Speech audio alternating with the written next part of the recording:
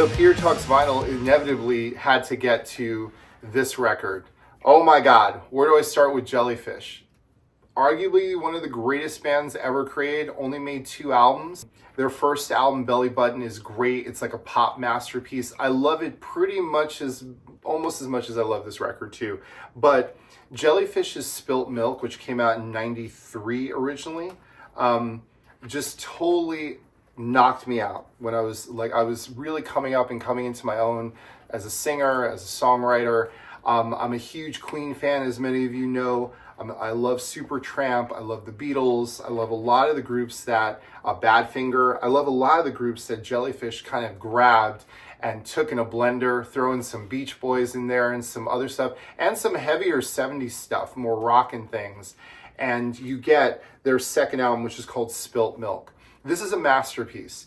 The record did not sell well. It came out in '93 when pop music was much heavier and was going in the so-called grunge Seattle scene, which, you know, whatever, we can talk about that. I think the music was great there, but there was a lot of great music coming out. I think it was an exciting period to be a songwriter and a musician because people were kind of experimenting again and tearing away at a lot of the excesses of the late '80s and a lot of the early the mid 80s kind of production.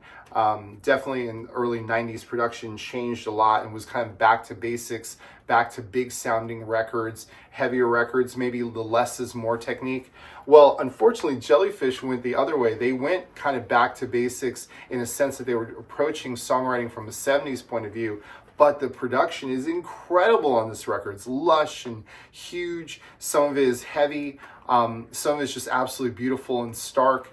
It's like an amazing, amazing Beatles record, but kind of through a 90s visor, right? All the songs are great. I mean, it opens with a gorgeous vocal kind of intro, Hush, and it jumps right into Joining a Fan Club, which is one of my favorite songs ever written. I could gush about all the songs on this record. New Mistake, which was the second single, to me is one of the greatest pop songs ever written. But again, like, you can talk about any song on this record. Russian Hill is one of the most beautiful songs you could ever hear. But there's so many great songs on this album. Too Much, Too Little, Too Late is great. Glutton of Sympathy is terrific. It's just a great album full with hard rock songs, pop songs, ballads, heavy, weird stuff, quirky songs, because Jellyfish always has a level of quirkiness to it. But again, the singing, the playing, the songwriting, the production, it's just an absolute masterpiece. And if you're a fan of kind of power pop, layered vocals, lush production, and great songwriting, you must own this album. This is the reissue. I've never seen an American pressing for this record. I think it only came out in Europe very quickly and in Japan, but they've reissued it, so you don't have to worry about all that. Buy it. It's essential. I don't care what kind of music you like.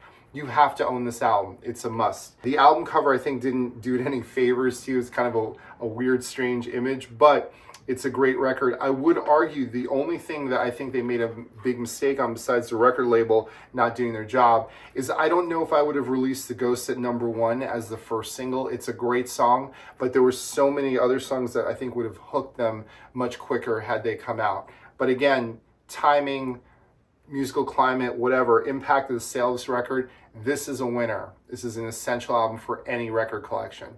So Jellyfish's Spilt Milk, get it right away.